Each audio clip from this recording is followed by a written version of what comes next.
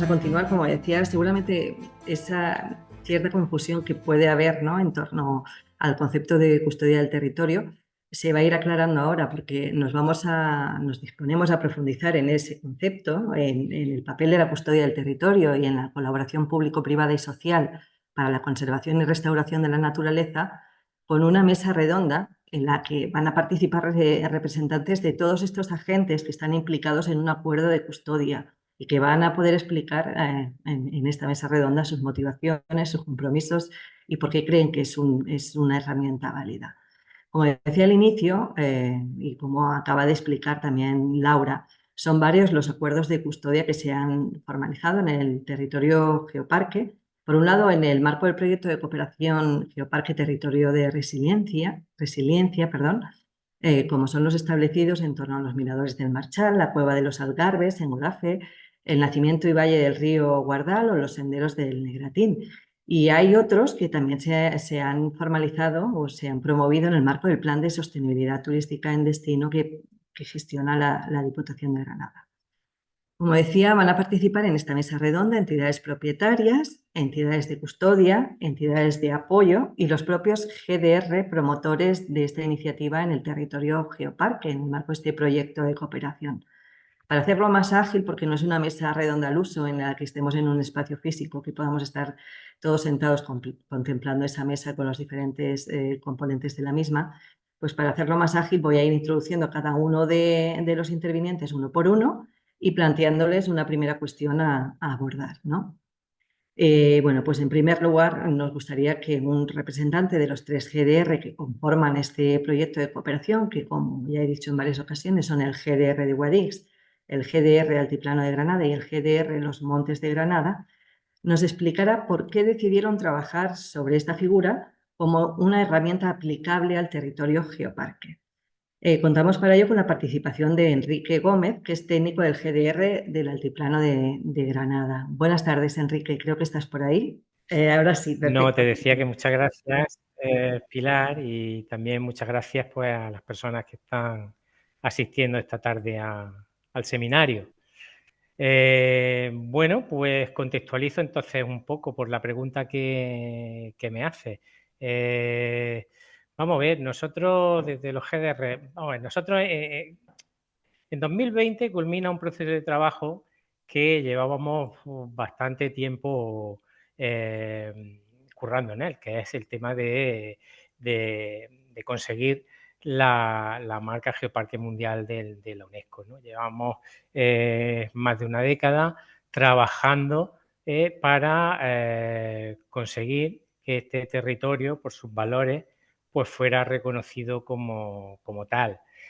Desde que el geoparque se declara y previamente, pues se ha volcado mucho el esfuerzo en invertir en equipamiento turístico, en promoción turística, para visibilizar previamente a la declaración y una vez declarado, ahora hemos tenido revalidación, ¿no? Pues esta marca y el destino asociado turístico asociado a la marca, tanto en el territorio como fuera del territorio, ¿no?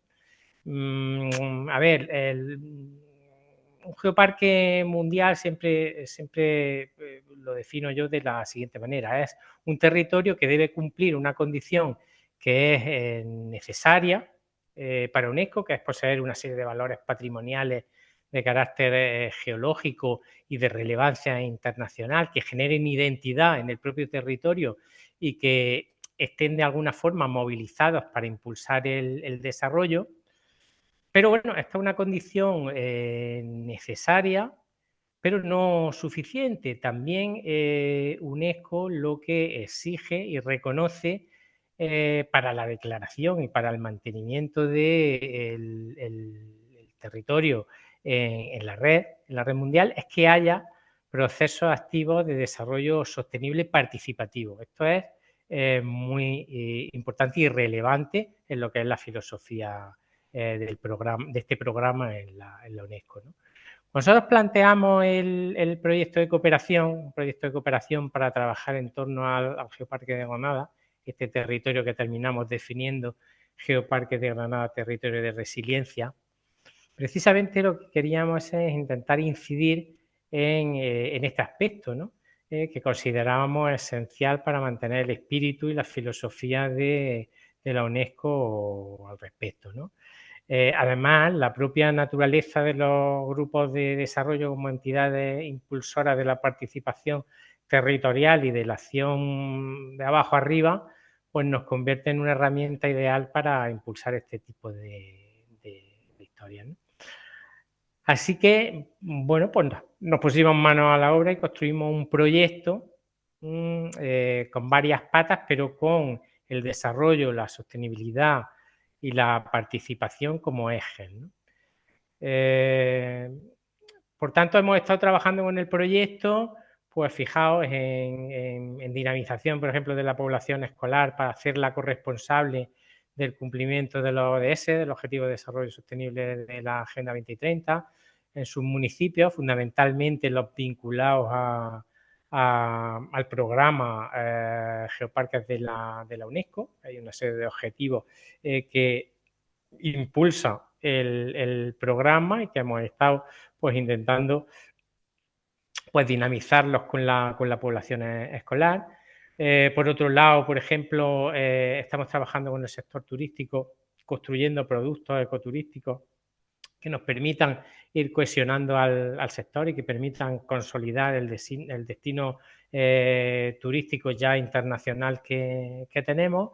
Y claro, surge el tema de la conservación. Vamos a trabajar también el tema de esa pata en el proyecto, ¿no? De la conservación en el geoparque. Y bueno, pues veíamos fundamental avanzar, pero avanzar desde la participación, ¿no? Desde intentar fomentar esa participación en conservación, ese abajo arriba en conservación, un poco en sintonía con la filosofía de la UNESCO, programas como este de Geoparques Mundiales, donde cobra tanta importancia pues ese cambio de paradigma que se ha ido dando en el ámbito de la conservación, desde una conservación, podríamos decir, impuesta entre comillas en el buen sentido, ¿no? Que podríamos pues, conceptualizar como algo más pasivo, pues, a la conservación ya basada en el compromiso y, por tanto, la conservación que podemos denominar como conservación activa, ¿no? Creíamos que era una gran oportunidad reforzar el papel de la población en la conservación de su territorio, ¿no? Y ahí pues estuvimos pues explorando qué herramientas innovadoras en el territorio pues podríamos intentar movilizar, ¿no? Y ahí es donde aparece un poco el tema de la custodia del territorio como una herramienta interesante pues para empezar a experimentar en el territorio y que fuera un poco pues un arranque en esta nueva manera de ver la conservación y de hacer esa práctica de conservación en nuestros territorios. Creemos que con lo que hemos ido haciendo y lo que ya algo había, ¿no? Pues hay bastante recorrido en este ámbito. Y bueno, pues también ponernos un poco en sintonía con esta herramienta que ya, por ejemplo, la red de reserva de la biosfera pues la tiene trabajada desde hace tiempo, ¿no? Ese era un poco, o este es un poco el contexto en el que los GDR planteamos en el proyecto este trabajo en torno a la custodia del territorio. Por otro lado, también estamos poniendo en marcha la construcción de una carta de paisaje para el geoparque con el proyecto, ¿no? Una herramienta también de concertación que se ensaya por primera vez en Andalucía aquí y que, bueno, se basa también en buscar compromisos para alcanzar, en este caso, unos objetivos de calidad paisajística que se consensúen en el territorio y que, bueno, estas son las dos, digamos, herramientas que quisimos o seleccionamos pues para trabajar en el proyecto ese ámbito que nos veíamos de alguna manera obligado a tocar, que era el tema de la conservación, ¿no? Entonces, lo que hemos pretendido es pues, intentar con el proyecto en general, ya por lo que os he comentado ahí, y algunas líneas más de trabajo que tenemos, es intentar construir geoparques desde la base, ¿no? En definitiva, construir geoparques desde el territorio, que es lo que entendemos nosotros que no hay que dejar de lado, ¿no? Y que hay que potenciar. Ujú. Muy bien, Enrique. En definitiva es contar con la gente del territorio para decidir qué se va a hacer, ¿no? Y qué se conserva, qué se protege en el territorio, ¿no? Es conseguir, eso que decías tú, ese concepto de abajo hacia arriba, ¿no? Sí, efectivamente, es impulsar esta manera de conservar o de impulsar la conservación desde la participación territorial. Tenemos un territorio que es enorme, ¿no? Un territorio, me refiero a un territorio bajo el sello de la UNESCO, ¿no? Como Geoparque de Granada. Prácticamente todo el norte de la provincia de Granada es geoparque, ¿no? Entonces, es un territorio enorme en el que de alguna forma podrá haber áreas protegidas de mayor o menor tamaño. Ahora se está barajando o se está trabajando en la declaración de un nuevo parque natural en torno a la Sangra, que es territorio geoparque. Hay pasajes protegidos dentro del territorio geoparque y, bueno, y otras figuras, monumentos naturales, pero abordar la conservación de un territorio tan amplio, dinámico socioeconómicamente, pues entendemos que pasa por movilizar este tipo pues de herramientas, ¿no? A poner en marcha en el territorio en el que, bueno, pues la conservación sea en definitiva una cosa de todo y una cosa que pase por grandes consensos eh, a nivel poblacional, ¿no? Ahí, a ver, los geoparques están reconocidos en la Ley de Patrimonio Natural y de la Biodiversidad Nacional. Están reconocidos geoparques o, por ejemplo, o reservas de la biosfera como áreas protegidas por instrumentos internacionales. Ahí la ley establece que el Ministerio, en colaboración con comunidades autónomas, deben establecer unas directrices de conservación que marquen la planificación y la gestión de estas áreas al respecto, pero esto no ha sido desarrollado en nuestro país todavía. Con lo cual, digamos que se nos queda el geoparque o los geoparques o estas, bueno, fundamentalmente los geoparques que tenemos en España un poco, pues a merced de que movilicemos pues dinámicas que nos lleven a intentar preservar los valores que nos permiten estar en una red como Ujú. esta, ¿no? Ujú. Perfecto, Enrique, pues muchas gracias por aclararnos y por qué los GDR decidieron, ¿no? Y empezar a aplicar esta herramienta. Y bueno, gracias, Enrique, como te decía. Seguimos con el siguiente integrante de esta mesa redonda. Lo hemos dicho antes, ¿no? Lo que busca un acuerdo de custodia es crear un espacio de encuentro y de colaboración que permita avanzar de forma firme en la preservación y conservación de los recursos naturales, culturales y el paisaje de ese entorno, convencidos de que la efectiva colaboración con diferentes entidades debe marcar la diferencia en la custodia del territorio a través de este acuerdo que se entiende como un instrumento para la gestión sostenible en la que se implican propietarios y usuarios del territorio. En todo acuerdo de custodia hay una entidad propietaria. En esta mesa redonda contamos con Raúl Viedma Ponce, que es propietario de la finca y la piscifactoría Las Fuentes en el nacimiento del río Guardal, que como antes indicaba Laura, ha sido objeto de uno de los acuerdos de custodia alcanzado en el Geoparque en el marco de este proyecto de cooperación. Y este acuerdo de custodia tiene por objeto la preservación y mejora del entorno natural del nacimiento del Guardal, así como el impulso de la biodiversidad, especialmente de las especies de fauna herpetológica, considerando sus distintos valores, tanto intrínsecos, culturales, recreativos, de ocio, educativos, etc. Así que damos las buenas tardes a Raúl, que creo que está también por ahí. Raúl Viezma Ponce. Buenas tardes, no sé si se me oye. Se te oye perfectamente. No sé si puedes activar también la cámara. Lo estoy intentando activar, pero el hospedador lo detuvo. Dice, no puedo iniciar el vídeo porque el hospedador lo detuvo. Vale, bueno, yo te voy a plantear la pregunta mientras el hospedador va solventando esa cuestión y así podemos ir adelantando. En tu caso, nos interesa saber qué es lo que lleva pues, al propietario de una zona privada, ¿no?, a considerar que un acuerdo de este tipo puede resultar beneficioso. ¿Y qué limitaciones de los propietarios con voluntad para la conservación de la naturaleza pueden suplirse con este tipo de acuerdos en general o en tu caso, sobre todo, nos interesa en tu caso en particular? Bien, en primer lugar, se me escucha bien, ¿verdad? Sí, te escucha perfectamente. Te voy a dejar hablando y voy a ver si se soluciona el tema del vídeo para que te podamos ver también. Te indico Correcto. ahora, ¿vale?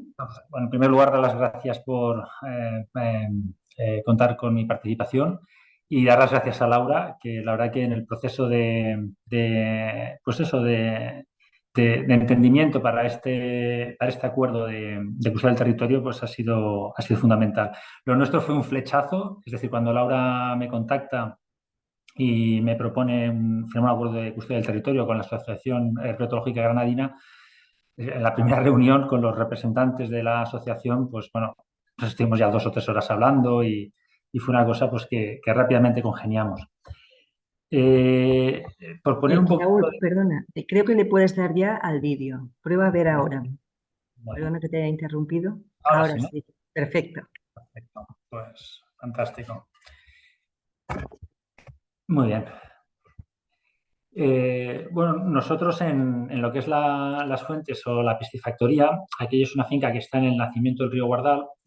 Llevamos pues quizá 20 años colaborando con la Junta de Andalucía en la conservación del cangrejo de río común y también con la trucha común. Y por tanto, venimos ya con cierta tradición de colaborar con las administraciones en asuntos de biodiversidad. Habíamos escuchado ya en su día, cuando se publicó la Ley de la Biodiversidad, lo que son los acuerdos de custodia del territorio. Entonces, cuando nos contactó Laura, pues no era una cosa que nos pareciera, que nos fuera desconocido y efectivamente, pues enseguida fue fácil el acuerdo. ¿Qué es lo que...? Es verdad que se ha comentado que los acuerdos de custodia del territorio son muy amplios y muy flexibles y que incluso a lo mejor por ser tan amplios y flexibles, pues pueden llegar a generar confusión, ¿no? Porque todo cabe, ¿no? Pero en el caso de los propietarios de fincas particulares, pues tener una herramienta con ese nivel de flexibilidad resulta muy cómodo y aparte creo que facilita la integración, ¿no? La incorporación de diferentes tipologías de propietarios, que luego brevemente lo comentaré, diferentes tipologías de propietarios privados, porque ya he comentado Laura que hay propietarios de monte que son públicos, que son entidades y administraciones públicas, pero dentro de los propios propietarios forestales encontramos diferentes tipologías. Eh, ¿Qué es, qué es la limitación mayor que nos encontramos aquellos propietarios de fincas que, bueno, pues que por diferentes motivos queremos colaborar activamente en la preservación de la biodiversidad?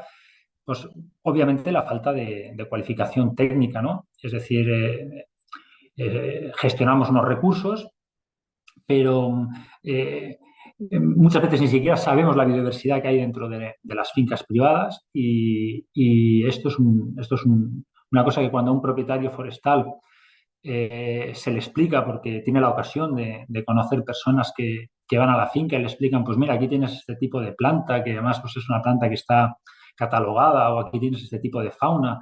Cuando se les explica pues, la biodiversidad que tiene en la finca, pues bueno, pues ven esa biodiversidad desde otra perspectiva.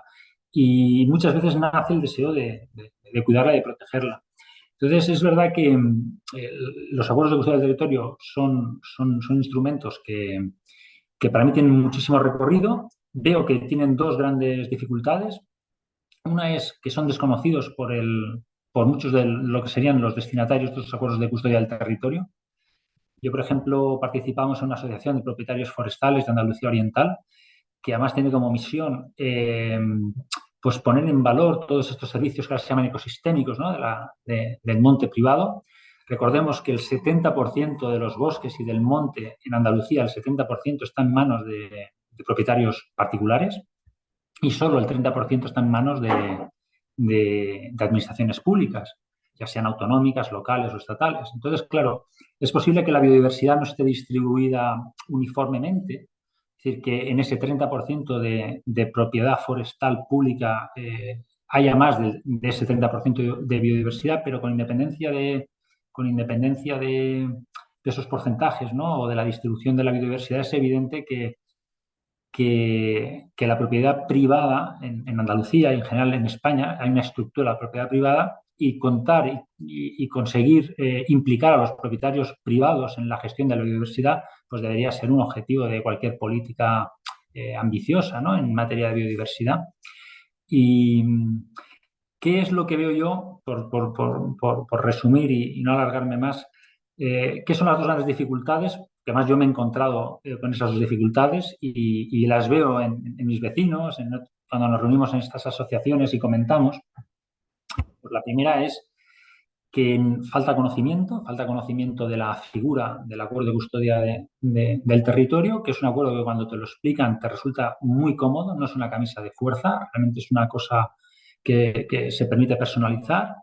El segundo obstáculo, bueno, o dentro de este obstáculo de la falta de conocimiento, lo he mencionado antes, muchas veces los propietarios forestales no conocen la biodiversidad que tienen en sus fincas. Entonces es difícil proteger si no se conoce, ¿no? Ahí está, hay esto que dicen, ¿no? Conocer, amar y proteger, ¿no? Si no conoces es difícil que lo ames y si no lo amas, ¿cómo lo vas a proteger?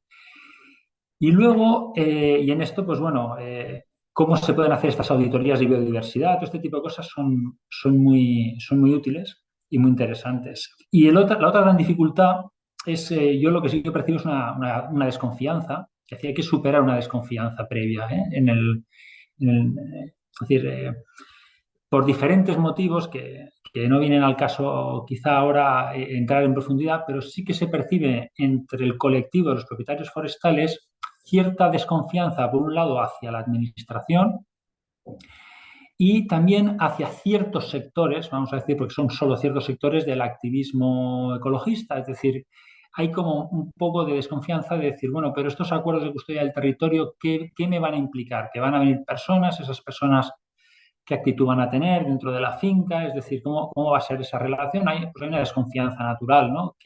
Bueno, se puede intentar pues, poner medios para superarla, pero quitando estas dos dificultades, yo estoy convencido que los acuerdos de custodia del territorio tienen mucho margen para desarrollarse, sin ir más lejos y además me parece que el enfoque que ha explicado Laura me parece muy positivo, buscar acuerdos pilotos que sean ejemplos, ¿no? de experiencias que funcionan. Ahora mismo, dentro de la asociación, hay una finca en donde hay un señor que tiene, dentro de su finca hay unas cuevas, en esas cuevas hay unas poblaciones muy importantes de murciélagos y presentaba justamente estos dos tipos de problemas. Es decir, no conocía que existían esas cuevas ni esas poblaciones de murciélagos y luego tiene una desconfianza hacia todo lo que sea, pues permitir el acceso de terceras personas a la finca y ese tipo de relaciones. Y a raíz de que se firmara el acuerdo de colaboración con la Asociación Herpetológica Granadina, que yo solo he trasladado a la asociación, pues bueno, pues esta persona ahora está interesada en firmar un acuerdo de custodia del territorio para proteger esas cuevas y las poblaciones que hay de murciélagos allí, ¿no? Entonces, esto sería... y por concluir, que estos acuerdos de colaboración dentro de 5 o 10 años tienen que tener algún tipo de resultado práctico, no puede quedar en... Es decir, lo importante no es cómo empieza el viaje, sino cómo acaba. Tiene que ser algo efectivo, que se traduzca en resultados y entonces es importante que los incentivos para ambas partes, en este caso, pues se pongan encima de la mesa. Y el primer incentivo es la motivación personal y el segundo incentivo, pues efectivamente, que hayan recursos para tirar adelante con estas experiencias.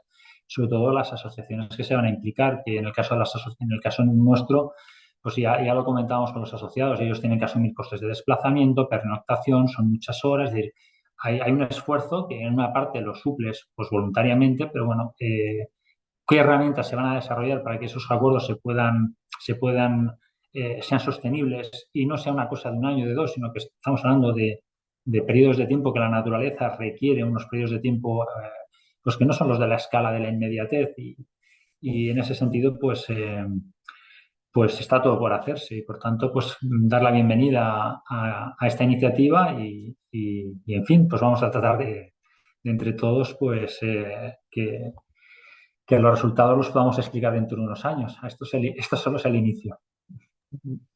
Muchas gracias, Raúl. Es interesante, ¿no? El superar esa desconfianza previa, que es una cosa que también ha apuntado antes Eduardo, ¿no? En su intervención, bueno, pues cuando han querido empezar a trabajar en alguna otra zona por cercanía, pues a propietarios con los que ya se ha trabajado el acuerdo de custodia tienen que transmitir, tiene que funcionar ese boca a oreja, ¿no? El conocimiento de experiencia previa, pues para romper esos miedos, como tú nos comentabas. Muchísimas gracias, Raúl, por tu valoración. Bueno, pues seguimos adelante con esta mesa que, bueno, hemos hablado de entidades propietarias, el ejemplo de Raúl Viezma, en este caso en el nacimiento del río Guardal, en Piscifactoría Las Fuentes, y otra parte son las entidades de custodia, que asumen el compromiso de vigilar y participar para el mantenimiento, correcta afluencia y valorización, del lugar objeto del acuerdo, así como otras cuestiones como posibilitar la participación de la comunidad local, desarrollar acciones de sensibilización, de participación y educativa, o la identificación y búsqueda de oportunidades, así como vías o líneas de financiación pública o privada, que también estamos viendo que son una parte muy importante, ¿no? Esas vías de financiación. Para abordar esta cuestión de las entidades de custodia, contamos en primer lugar con la participación de María Piedad Vico Fernández, que es presidenta de la Asociación de Senderismo Hueveños por Senderos. Esta asociación es entidad de custodia en el caso de los senderos del Negratín, en concreto del sendero Chimeneas del Negratín y sendero Playas del Negratín, Catedrales del Geoparque. Estoy viendo que ya está ahí María Piedad. Buenas tardes, María Piedad. Hola, buenas tardes. Muchas Buenas gracias por la invitación. Bueno, que el anfitrión ya me había dicho que iniciara el vídeo y por eso ya tardes. estaba aquí. Claro, perfecto. Así me es más fácil saber que está también ahí. Sí. Bueno, contamos contigo como entidad de custodia. Cuéntanos por qué es importante que las personas o colectivos, en vuestro caso como asociación de senderistas, que habitualmente visitan o disfrutan de un determinado lugar, se impliquen en su custodia, ¿no? ¿Qué retos queréis abordar y por qué recurristeis o os pareció que era idónea esta herramienta? Bueno, pues en primer lugar agradecer a Laura el trabajo para poder firmar este acuerdo. Y bueno, como entidad de custodia, pues sí nos llamó la atención en el momento que se pusieron en contacto con nosotros. Como asociación yo lo expuse a mis socios y socias y no tuvieron, vamos, que no pensábamos en no firmarlo. Porque es verdad que nosotros como senderistas estamos acostumbrados a ir a hacer senderismo a otros sitios, a otros lugares, pero no apreciamos realmente a lo mejor lo que tenemos en nuestro entorno. Y creemos que una manera de sensibilizar a la gente, a la población, es implicar a la propia población. Nuestra asociación nacimos en el 2017 y nosotros organizamos actividades para todo tipo de edades. Es verdad que a lo mejor algunas veces hacemos una actividad y van incluso hasta 3 generaciones. Nos encontramos con la abuela, el hijo y el nieto. Pero ¿por qué organizamos esto? Porque creemos que es una manera de concienciar desde más pequeños. Entonces la gente se conciencia con el medio ambiente, se conciencia con el deporte y de esta manera pues van inculcando a los valores que creemos que son los idóneos. Entonces, pues es lo que decía, no dudamos en firmar este acuerdo. Y es verdad que a veces pues los municipios hacen inversiones que si la propia gente del municipio no se lo cree, pues no, ni lo practica ni realmente se mantiene. Entonces, pues nosotros estamos concienciados con el tema del medio ambiente, con el tema de nos creemos y queremos en nuestro territorio y creemos que es una buena acción para que esto pues siga en el futuro. Es verdad que nuestros senderos pues están un poco alejados del núcleo urbano y sí es lo que echamos en falta, que tenemos que hacer actuaciones para que el senderista que venga a hacer el sendero también visite nuestro pueblo y podamos tener ese recurso de turismo en nuestro municipio. Y para eso pues trabajaremos junto con entidades para que eso se pueda llevar a cabo. María Piedad, enlazabas con una idea que también nos dejaba Raúl hace un momento, ¿no? Lo de conocer lo que tenemos para aprender a valorarlo y amarlo y entonces querer protegerlo, ¿no? Claro, claro. Si nosotros mismos no lo creemos y nosotros mismos nos queremos, pues realmente podemos vender eso. Si nosotros no nos lo creemos o no lo practicamos, pues va a ser más difícil poder hacerlo. Y también creemos que todos estos acuerdos son buenos porque aparte de que el tema de Geoparque, la marca Geoparque nos está trayendo cosas buenas, pero también tenemos cosas malas porque si luego viene y nos plantan macroproyectos o macrogranjas, pues si la gente yo creo que estamos concienciados en este tema, pues podremos luchar más por nuestro territorio. Ujú.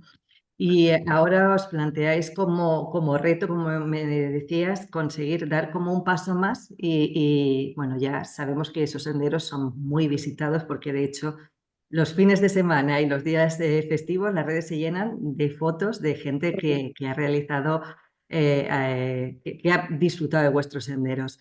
El siguiente paso sería eso, conseguir que también se animaran a visitar el Es que pueblo. falta eso, porque yo me muevo en este mundo y hay gente que ha venido, vienen autobuses y a lo mejor si van al mirador, se paran en el mirador, hacen el sendero y vuelven. Entonces no llegan al pueblo. Hay que buscar alguna alternativa de conectar los senderos con el pueblo.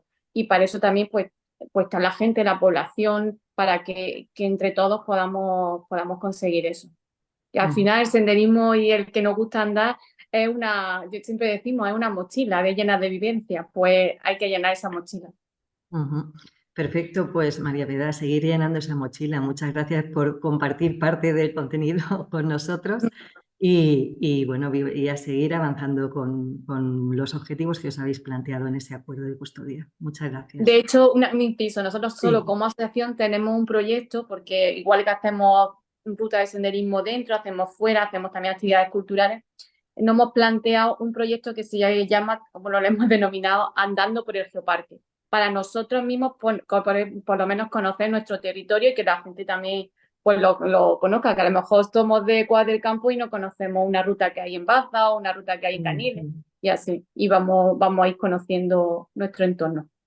Pues que sea así y que además sea compartiendo edades y generaciones en los mismos grupos, que eso me resulta muy interesante y muy Sí, enriquecedor. Pues muchas vale, gracias, María Piedad. a vosotros. Bueno, si hablamos de acuerdos de custodia y de entidades de custodia, tenemos que hablar sin duda de Memolab. Es una de las iniciativas pioneras en proyectos de custodia promovida por la Universidad de Granada. El Memolab, Laboratorio de Arqueología Biocultural, dirigido por José María Martín Cibantos, es un espacio de investigación y difusión en el ámbito de la arqueología medieval, pero que aporta una perspectiva menos habitual, más social, aunando arqueología y medio ambiente. Hoy contamos con la participación en esta mesa redonda de José María Martín Cibantos, que es profesor titular de Historia Medieval e investigador de la Universidad de Granada y que está al frente, como acabo de decir, al frente de este proyecto Memolab. Buenas tardes, José María. Veo que estás... Buenas tardes. Buenas, ¿qué tal? Bueno, nos gustaría saber por qué desde la Universidad de Granada se decide apostar por esta herramienta y qué tipo de acciones son las que lleváis a cabo a través del proyecto Memolab. Bueno, nosotros dentro de la singularidad de lo que hacemos, que bueno, no voy a explicar porque por falta de tiempo y bueno, porque también se conoce en parte, ¿no? En el territorio. Y coincido con una de las cosas que decía Eduardo de Miguel, ¿no? De bueno, lo que en realidad, bueno, seguimos haciendo un poco lo mismo, ¿no? Y podríamos decir que ha sido algo natural, ¿no? Es decir, hacemos trabajo conjunto de colaboración, en este caso con las comunidades de regantes, y la custodia del territorio nos servía para, por una parte, formalizar, darle carta de naturaleza a esa colaboración, ese trabajo conjunto y en parte a esa investigación participativa, ¿no? Eh, y además nos permite conectar con todo un ámbito más relacionado con la conservación del medio, con la sostenibilidad, ¿no? Y con muchos otros aspectos. Pero en realidad, bueno, pues todo esto se enmarca dentro de una estrategia de intervención social, ¿no? Y de trabajo con las comunidades de regantes basado en la multifuncionalidad de los sistemas agrarios, ¿no?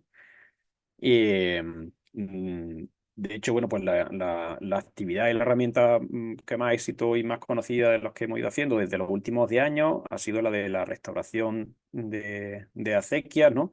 Y con las comunidades de regantes y con voluntariado como una herramienta de intervención social y como una provocación sobre principalmente en positivo, pero también sobre las políticas agrarias, las políticas hidráulicas, las políticas ambientales, territoriales y culturales, ¿no? Y el papel que desempeñan estos sistemas agrarios, en concreto los sistemas históricos de regadío, en nuestro caso, dentro del contexto actual, ¿no? Y en el caso además del territorio de Geoparque, pues hablamos de un territorio muy tensionado, que podríamos decir que prácticamente un frente de guerra de modelos de desarrollo contrapuestos que están representados, pues lo decía María Pida ahora, ¿no? Por el tema de la intensificación e industrialización agraria, no solo desde el punto de vista agrícola, ¿no? De la agricultura, sino también ganadera, o bueno, recientemente ahora también con el tema de las energías solares, ¿no? De manera que el territorio se va convirtiendo en, como el resto del ámbito rural, en un lugar de extracción, ¿no? Solo de extracción, con unos fuertes impactos, ¿no? Eh, Dentro de esa estrategia, bueno, pues nosotros hemos ido trabajando, intentando crear herramientas y de trabajo con las comunidades de regantes principalmente, pero en realidad con todas las comunidades locales y con las instituciones locales. Y bueno, nosotros como universidad pues nos hemos convertido en la primera universidad española en ser entidad de custodia del territorio, ya digo, como parte de un proceso, entiendo, no, natural dentro de toda esta estrategia de trabajo. Y ya tenemos, y hemos firmado 9 contratos de custodia del territorio, ¿no? Y hemos dicho, basta, tenemos más demanda, ¿no? Y no solo en territorio de Geoparque, sino también fuera, ¿no? Y de hecho, bueno, vamos a firmar uno más, en este caso con una comunidad de regantes de Aldeanueva de la Vera en Cáceres, con la que también llevamos tiempo trabajando, ¿no? Pero hemos dicho basta porque hemos encontrado un techo, ¿no? Y podríamos firmar muchos más, porque vamos trabajando con muchas comunidades de regantes, pero todo eso nos genera también una responsabilidad que asumimos, ¿no? Y que intentamos llevar a cabo de la mejor manera posible, pero vemos que es una herramienta útil, ¿no? Para hacer esa colaboración, que la podríamos hacer sin la custodia del territorio, pero que no se ve apoyada por la administración, ¿no? Y también creo que lo decía antes Raúl, ¿no? No se ve apoyada, ¿no? Es decir, es una herramienta de conservación, principalmente de conservación del medio natural, de conservación del territorio, pero que no tiene financiación, ¿no? Entonces, pues llega un momento en que resulta incluso hasta contradictorio desde el punto de vista de las políticas, ¿no? Porque es una herramienta apoyada desde las propias administraciones, pero que no tiene un respaldo real, ¿no? Más allá de la propia formación, ¿no? De hecho, pues que incluso entra en contradicción con las propias políticas, como decía antes, las propias políticas agrarias, ¿no? Hidráulicas, o de planificación del territorio, ¿no? Porque se promueve por un lado un tipo de actividad y un tipo de estrategia, y por otro lado, en realidad las políticas y la inversión pública van por otro lado, ¿no? Los grupos de desarrollo rural del Geoparque son perfectamente conscientes de todas estas contradicciones, ¿no? Y están ahí pues claramente posicionadas del lado de la sostenibilidad y del cuidado del territorio, ¿no? Y de la gente que vive en el territorio y de su cultura, ¿no? Y de su identidad. Pero bueno, pues vuelvo de nuevo el caso, por ejemplo, de Cuevas del Campo, ¿no? Y por poner solo uno, porque ¿no? Además se mencionaba antes, ¿no? Donde se hace ¿no? la actividad de custodia del territorio, lo de los senderos, que me parece estupendo, ¿no? Y es precioso, sobre todo además de esa perspectiva que contaba Piedad, ¿no? De transmitir valores, ¿no? pero al mismo tiempo, pues, ¿no? Pues se plantea el conflicto con la macrogranja, o por ejemplo, se ha llevado a cabo ya la mal llamada modernización del sistema de riego, que en realidad bueno, un proceso de tecnificación, que es un proceso de intensificación, industrialización agraria, y que tiene unos impactos brutales, y ya lo sabemos, sobre el territorio, ¿no? No solo sobre el medio natural, sobre nuestros acuíferos, sino también a nivel social, ¿no? Y paisajístico, a nivel cultural, con unas inversiones millonarias, solo en la primera fase eran 7.600.000 euros, ¿no? Y entonces, bueno, lo que tenemos que plantearnos es de qué estamos hablando realmente, ¿no? Y qué impacto tienen estas medidas que podamos tener, ¿no? Y qué recorrido podemos tener, ¿no? Y, intentando generar esta alternativa, ¿no? Intentando generar la posibilidad de vivir de otra manera el territorio, ¿no? Y de realmente cuidarlo, ¿no? Porque cuando hablamos de custodia, lo que estamos hablando es de cuidar el territorio y de cuidar a las personas, ¿no? Y parece que aunque, por mucho que nos empeñemos desde distintos sectores sociales, ¿no? Institucionales y académicos, pues la política y la inversión pública van realmente por otro sitio. Así que sí, es una herramienta muy útil, es una herramienta a la que nosotros de hecho ya le hemos encontrado un techo, ¿no? Y, pero que, bueno, a pesar del panorama que se nos presenta, pensamos que nos debe servir para seguir construyendo, ¿no? Para seguir tejiendo. Ujú. Resulta muy interesante esa idea, ¿no? Que pueda parecer una obviedad, pero que cuidar del territorio es también cuidar de las personas, ¿no? Que por eso es importante la implicación de esas personas. Pues José María, muchísimas gracias por tu visión, por tu aportación, Placer. por esa visión crítica que siempre ayuda a seguir mejorando, porque desde luego pues todo tiene que ir incorporando aquellas y cubriendo aquellas necesidades que se ven que van surgiendo, ¿no? En este caso hemos visto que una importante es esa financiación, ¿no? Que tú reclamas sobre todo por parte de las administraciones. Así que muchas gracias. Seguramente al final de la sesión habrá alguna cuestión, alguna pregunta que se plantee, pero nos quedan todavía dos intervinientes en la mesa redonda, así que vamos a seguir con los dos y luego abrimos un pequeñito turno por si alguien tiene alguna cuestión. Muchas gracias, José María. Nada. Bueno, continuamos. Hemos visto cómo puede ser entidad de custodia una asociación de usuarios de un determinado territorio o también una entidad como la Universidad de Granada. Pero también nos interesa abordar otros perfiles de entidades de custodia, como la Asociación Albelal, una asociación que seguramente muchos de los que están siguiendo este seminario conocen perfectamente.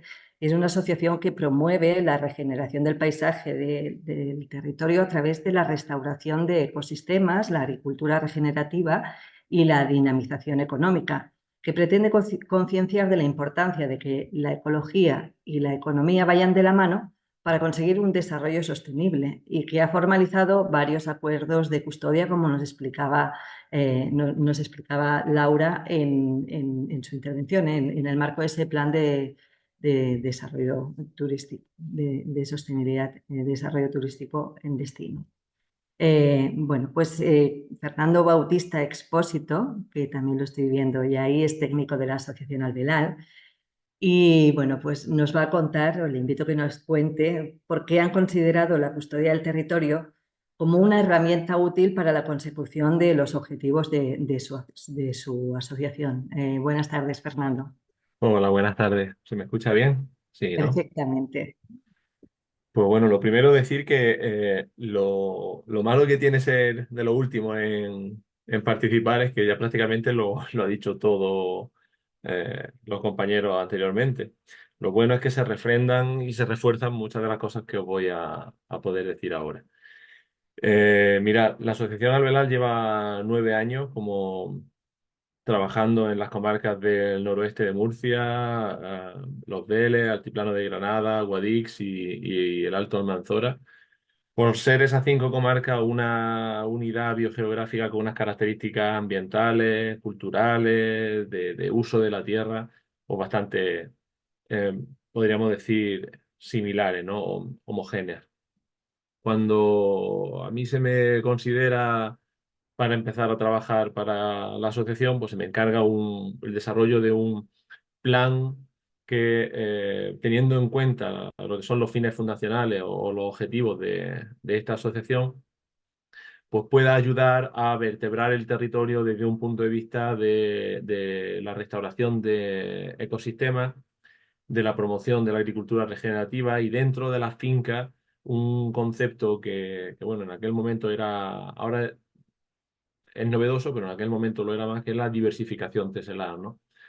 Mm, la biodiversidad a día de hoy es un fotograma de una película de miles de años. ¿Qué quiero decir con esto? Que es el resultado de múltiples alteraciones, de múltiples cambios de uso, de múltiples conflictos sociales, de múltiples situaciones sociales que han ido forzando al ser humano a impactar de una manera o de otra y sigue en este mismo sentido. Lo que vemos ahora con la energía renovable, pues no es más que un reflejo de que, bueno, no se tienen en cuenta ciertos conceptos, la biodiversidad, los ecosistemas semiáridos, se aprovechan de una circunstancia en estos ambientes de poca o poco reclutamiento juvenil para la agricultura, de quizás una desafección social por unos territorios pues duros. Y el territorio es superficie de implantación de almendros, de implantación en su momento de cereales en sustitución de viñedo o de implantación de macrogranja por una demanda que tiene el mercado global de carne de cerdo. Entonces, nosotros con una visión, intentando dándole una visión amplia de todo lo que implica el paisaje, cuando hace un 360 de lo que, desde una montaña, de una colina y ves lo que hay en esa vista, pues te das cuenta de que hay muchos sectores, muchas sensibilidades y muchos desafíos. La Asociación Arbelar inicia un plan de restauración de ecosistemas y para ello pues se diseña una especie de gran corredor ecológico que conecte el noroeste de Murcia con la comarca de Guadix. Se establecen una serie de criterios para la selección de los lugares de actuación, porque claro, no podemos actuar en todo sitio. Entonces, uno de esos criterios era la presencia en ese corredor de fincas de asociado a Alvelal con terreno forestal y que estuviesen implementando prácticas regenerativas en su cultivo. Montes públicos, áreas Red Natura 2000, hábitats de interés comunitario. En el caso de las comarcas de territorio andaluz, pues la categorización según el Plan Director Andaluz de Conectividad Ecológica y otra serie de aspectos como pueden ser presencia de ganadería extensiva, muy interesante para nosotros, mm, presencia de elementos icónicos de la vegetación y entonces con todo este refrito de criterios, pues sale un plan. Y con ese plan, que es como una especie de portfolio, vamos a buscar financiación. Nos llevamos la sorpresa de que la estrategia de financiación empieza a dar resultados y empiezan a contactarnos entidades con interés de apoyar proyectos de restauración. Pero claro, esa sorpresa se convierte en una duda o en no un conflicto, no llega a ser un conflicto, pero sí en algo a analizar, y es que casi todos las organizaciones o entidades que nos quieren apoyar, su mayor interés es plantar árboles. Porque claro, como ahora es una moda y todo el CO2 se lo van a comer los árboles, pues lo que quiere todo el mundo es plantar árboles. Entonces nosotros nos planteamos darle un giro a esto. ¿Cómo convencemos a los financiadores que lo que quieren es pagar por plantar árboles de que nos apoyen? Cuando verdaderamente nosotros no siempre lo que necesitamos para una mejora ecosistémica en nuestro territorio es plantar árboles. Pues precisamente desarrollar ese concepto, ¿no? La riqueza de la biodiversidad de las zonas secas, semiáridas más bien, la presencia de elementos icónicos de especies que han sufrido una severa rarificación, como puede ser la sabina albar, la defensa o preservación de las masas forestales que tenemos actualmente y que aunque algunas de ellas han sido muy denostadas, hablo de los pinos carrascos, de las reforestaciones masivas de pino carrasco, se hicieron en un momento en el que había unos criterios, unas necesidades sociales y en el cual no creo ni que se pensasen en que la vida iba a cambiar tanto, el mundo iba a cambiar tanto como para que la mano de obra fuese un limitante, como para que una persona con una motosierra pudiese tener el impacto que se tenía o que se puede tener. Entonces, se hicieron con unos criterios sobre todo de fijar suelo y de fijar población y de ayudar a esa población a tener un trabajo en el monte y que eso repercutiese eh, con una reducción de la erosión, con una reducción de la avenida y con los impactos tan severos que se podían sentir aguas abajo en la región de Murcia. Planteamos estas actuaciones y, curiosamente, nos empiezan a aceptar revegetaciones, nosotros no hacemos reforestaciones, nos empiezan a aceptar actuaciones de diversificación teselar, crear pequeños núcleos de plantas que puedan actuar ya en un futuro como donantes de semillas para engrandecer las poblaciones de esas mismas plantas, aclareos. Empezamos a plantear correcciones hídricas, pequeñas albarradas, pequeñas charcas de captación de agua que nos puedan aumentar la cantidad de agua que se infiltra en el suelo. Eh, la preservación del acervo genético de ciertos ejemplares muy icónicos, como pueden ser la sabina milenaria que tenemos dispersa por el territorio, concretamente la más representativa, la que hay en el Cortijico, Monte Público, eh, en Chiribel, y claro, empieza a haber resultados. Y esos resultados que nos traen, como ha dicho el profesor eh, de la Universidad de Granada, nos trae gente que nos llama más. Entonces, vamos creciendo en cuanto a oferta y a demanda. ¿Qué sucede?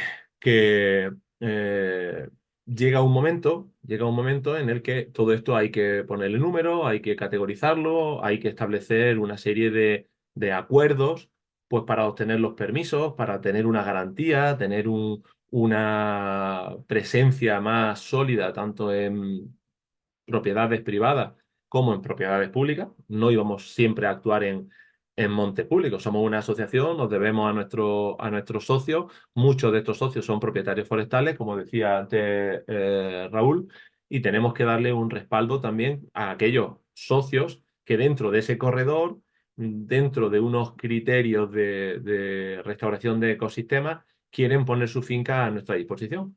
Y al fin y al cabo, sin saberlo, estábamos firmando acuerdos de custodia del territorio. Que luego viene mi amiga Laura Sánchez y te dice, chacho, ¿y si hacemos esto? Pero le damos un nombre.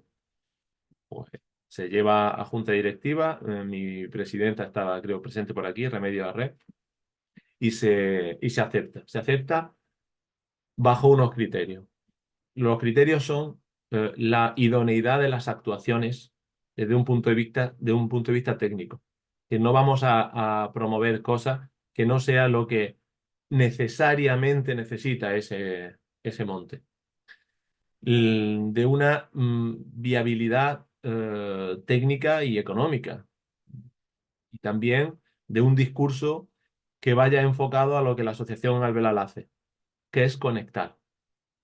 Tratamos de hacer un corredor ecológico, de conectar hábitats, de conectar poblaciones de Sabina Albar, que sabemos que son especies que tienen una biología de reproducción muy compleja, que necesita de el viento para la dispersión de su polen y su polinización, y que ese aislamiento, motivado por el uso incontrolado en otra época, ha dado lugar, ¿no? Ese aislamiento que hace que algunos elementos no se reproduzcan. Entonces, buscando la conectividad ambiental, también la conectividad social.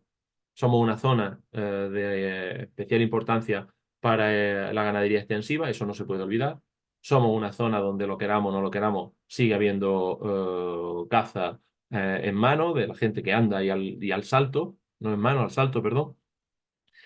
sigue habiendo usos de aprovechamiento relacionados con el monte y tenemos que integrarlo. Lo que decía antes también, que no se pueden hacer las cosas de espalda a la sociedad o a las sensibilidades que hay. Bueno, pues esto nos lleva a establecer estos contactos, estos acuerdos de custodia del territorio con los municipios de Ponelas, de Galera, de Huéscar y Benamaurel, y nos empezamos a encontrar con las dificultades. ¿Qué es lo que necesita un monte tan peculiar, tan icónico, tan relevante, que va a ser parte del nuevo Parque Natural de Andalucía? Plantar más árboles. Cuando se llama Umbría de la Sagra y por suerte tiene una población de Pinus nigra bastante sana, saludable, tiene elementos de biodiversidad tan característicos como el Plebeius golgus, una mariposita que se entretiene en tener el menor área de distribución del planeta para un endemismo de lepidópteros. Pues a lo mejor en esos sitios lo que hay que hacer es hacer trabajos forestales, utilizar los resultados de ciencia que hay, utilizar los resultados de técnica, como puede ser las recomendaciones del Life Forest CO2, de que ciertos manejos forestales bien hechos, bien planificados, pueden ayudar a las masas forestales, además de preservarlas y hacerlas más resilientes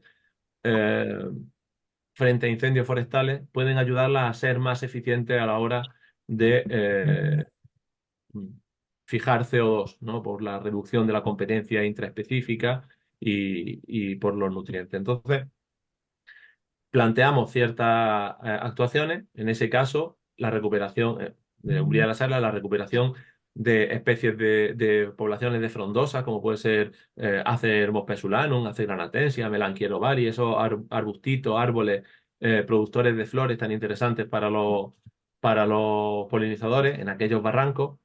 Planteamos hacer plantaciones quirúrgicas de Sabina albar y planteamos hacer cercados de exclusión para aquellas plantas nutricias de Plebeius golgus. Resulta que esto no es tan interesante. Por desgracia, se busca mucho impacto superficial, mucho impacto en cuanto a número de árboles. Y cuando lo que planteas es una mejora ecosistémica, una mejora ambiental, empiezan a encontrar dificultades. En el mismo orden de cosas, bajamos a Cerro del Pez, Galera, un monte precioso, un paisaje típico de geoparque, con unas paleosismitas que son dignas de disfrutar y de fotografiar. Y allí sí que tenemos margen de maniobra para plantar. Tenemos margen de maniobra porque tenemos tierras vacías, tenemos territorios que pueden ser ocupados por aquella vegetación de la serie de afoxerófilas propias de estos territorios, pero claro, nos va a implicar que plantar árboles, plantar pino carrasco en lugares donde a lo mejor son la última zona que puede tener viables la alondra de Dupont, o bueno, alondra ricotí, como la queráis llamar.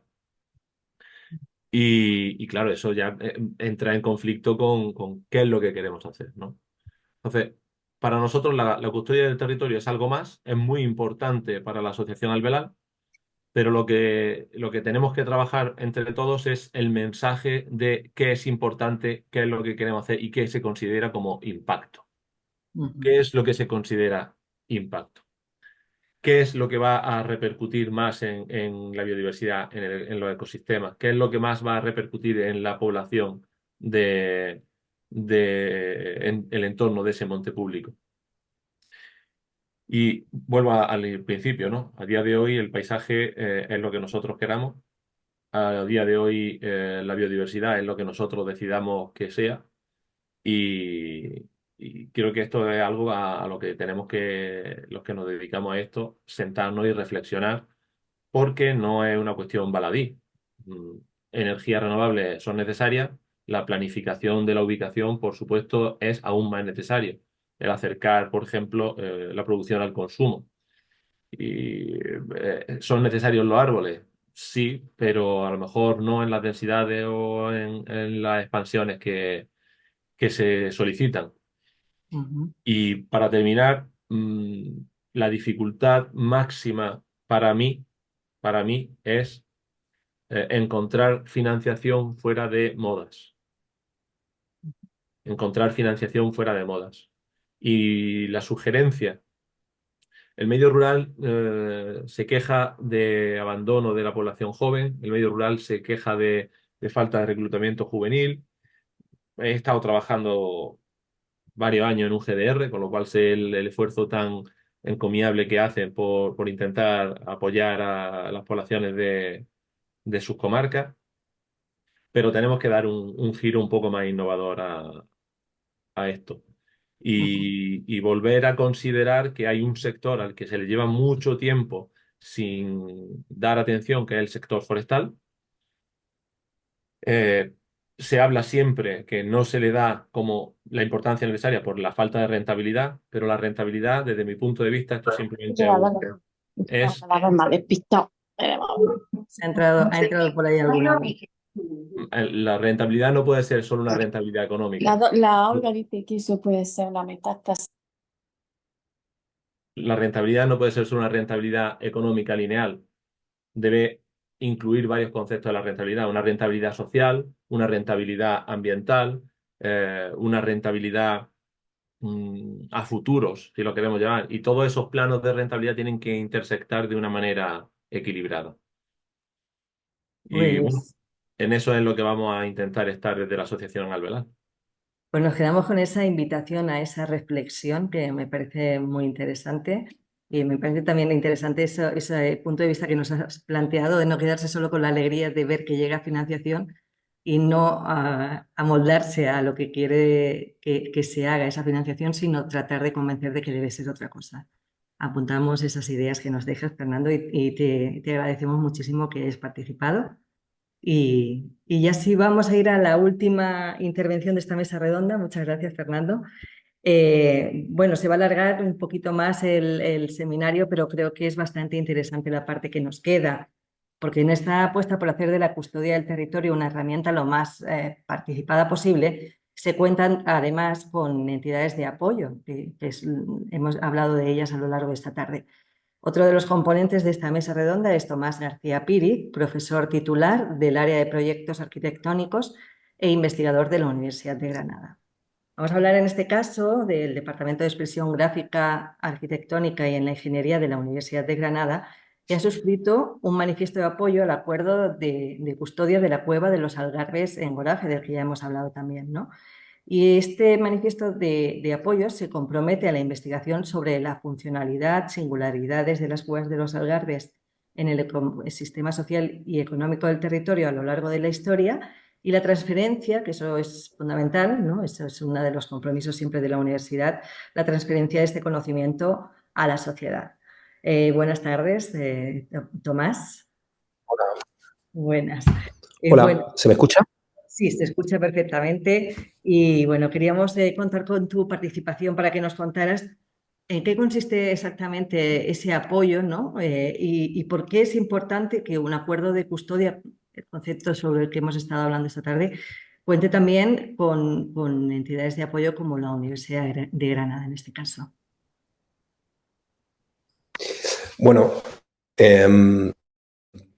yo voy a intentar ser breve porque creo que no hemos pasado de tiempo y, como decía Fernando, lo de ser antepenúltimo te hace que todo se haya dicho, pero lo de ser último ya es que se ha dicho todo. Entonces, voy a intentar ser breve, ¿no? Yo creo que también hay perfiles cercanos, ¿no? Como el de José María, que también ha hablado desde el punto de vista de la Universidad de Granada.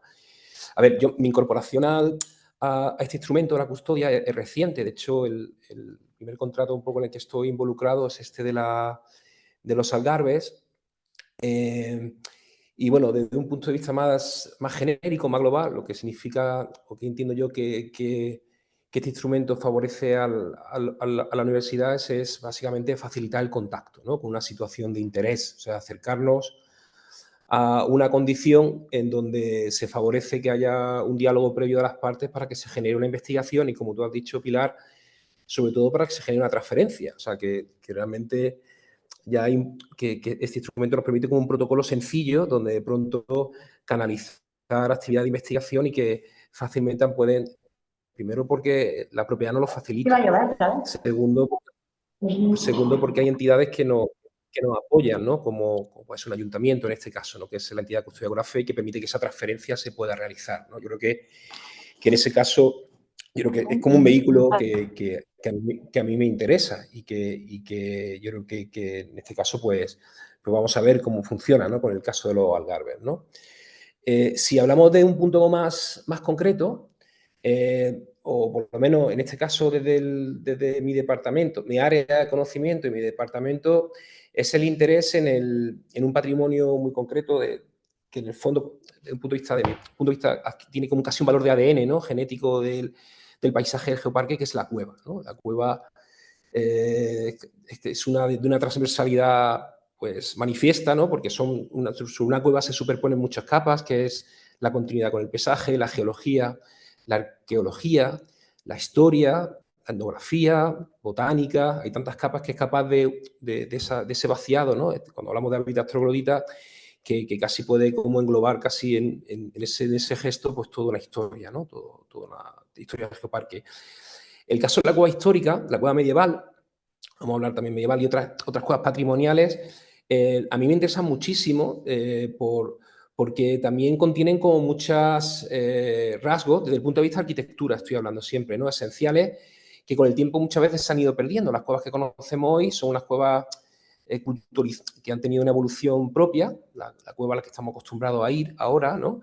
Y que sin embargo en muchos puntos pues, se han alejado de ese modelo que la cueva medieval pues todavía contiene en esencia y en rasgos, ¿no? Entonces, como que facilitar el acercamiento a ese patrimonio tan concreto me parece como para un arquitecto, un docente, un investigador en arquitectura como algo básico y fundamental, ¿no? Que por lo menos tiene un interés manifiesto, ¿no?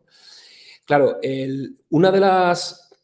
de hecho, yo llevo tiempo investigando en este tema y una de las cosas que siempre me ha interesado es el hecho de registrar, ¿no? Del registro, o sea, cartografiar estas cuevas. Tenemos que tener en cuenta que una cueva, estas cuevas, estamos hablando de cuevas del siglo X, estas cuevas que tienen casi cuevas originales, ¿no? Pues están expuestas a, pues, excepto aquellas que se han mantenido en uso, ¿no? Pues suelen estar expuestas a una degradación continuada por motivos varios, ¿no? Porque hayan sido como transformadas de una manera como violenta o porque están en condiciones de abandono o porque simplemente es una condición propia de la cueva que es su carácter perecedero, ¿no? Como el de una montaña, en el sentido de que se puede derrumbar y temas. Entonces, una de las acciones que muchas veces, o por lo menos que estamos haciendo en el área, o que hemos activado en el área, es esa sería de casi de catálogo, de registro, ¿no? De ser capaz de cartografiar. Igual que a los años 80, 70 se hizo un inventariado importante a través de una arquitecta, arqueóloga, que era Mariel Bertrán.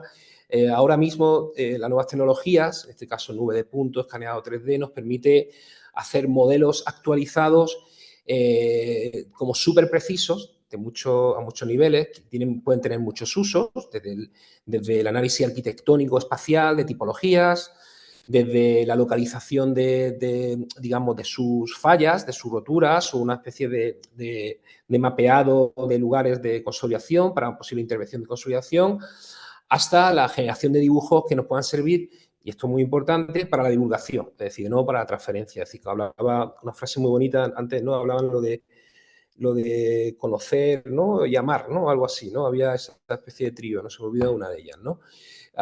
Conocer, amar y proteger. Había algo así, y cuidar, ¿no? Sí, y cuidar. Y proteger, ¿no? Ese trío era como muy bonito, ¿no? Pues de alguna manera esta acción de catálogo, ¿no? O de registro, pues nos parecía como fundamental, ¿no? Como para sentar la base antes de cualquier tipo de acción de protección, de divulgación o de puesta incluso en valor. Yo creo que es necesario esa cartografía. Yo la llamamos como una especie de cartografía analítica, ¿no? Que nos permita, pues, en un momento dado, incluso, de hecho, tenemos ejemplos de otras cuevas que he podido tener en contacto que están en peligro de derrumbe y posiblemente lo único que quede de esa cueva en la memoria sean unos dibujos, ¿no? O sea, esto es como los dibujos de mapas de ciudades que desaparecieron, ¿no? Entonces yo creo que esa vía de poder entrar, de hecho de poder entrar en una cueva, ¿no? De de alguna manera ese canal esté abierto, pues me parece, para empezar, como una forma de facilitar las cosas, para iniciar un proceso que ahora es como un pequeño gesto y que con el tiempo pues, puede desembocar en otros muchos, ¿no? Yo entiendo que este acuerdo que se ha firmado con los Algarve es un acuerdo piloto, pero que bien podía ser un acuerdo que pudiese clonarse con tantas cuevas, digamos, de valor patrimonial como tenemos en el territorio. Estamos hablando de un sinfín de ellas que bien se merecen un estudio pormenorizado, ¿no? Yo no agregaría mucho más. Estoy ahora como expectante, ¿no? A ver cómo evoluciona. Yo, como soy nonato con esto, estoy expectante a ver cómo evoluciona y la verdad es que muchas ganas. Así que ha sido un placer escuchar el resto de las perspectivas, porque es verdad que incluso esas miradas críticas, ¿no? Que hace que uno también vaya con una especie de visión más general, ¿no? La que tenía hasta ahora. Así que muchas gracias por la invitación. Pues muchas gracias a ti, Tomás, por haber aceptado la invitación, por haber participado y ojalá, pues, como dices, surjan muchas más posibilidades de apoyo, ¿no? Y de protección a otras muchas de esas cuevas medievales que tenemos en el territorio. Pues con esta intervención sí que pasándonos un poquito del tiempo, no en exceso, 10 minutitos sobre lo que estaba previsto, o sea que creo que con todo el contenido que hemos abordado esta tarde, creo que hemos cumplido bien el horario y simplemente queda agradecer a todos los ponentes, a todos los intervinientes en la mesa redonda y a todas las personas que nos habéis estado siguiendo en este seminario online sobre la custodia del territorio. Y bueno, pues nos emplazamos a vernos en la próxima. Muchas gracias y buenas noches. Hasta pronto.